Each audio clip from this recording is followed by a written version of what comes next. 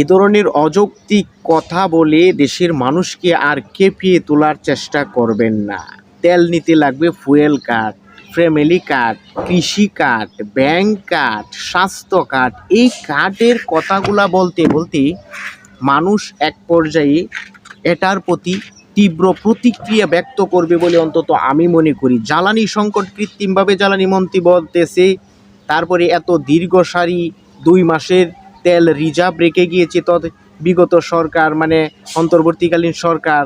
আর এখন 1 মাস যুদ্ধ অতিবাহিত হয়নি, তারপরে হরমুজ প্রণালী দিয়ে বাংলাদেশের তেলের জাহাজগুলা নির্বিঘ্নে চলাফেরা করতেছে, কোনো বাধা নেই। তারপরেও কেন এই তেলের সংকট সৃষ্টি করা হয়েছে?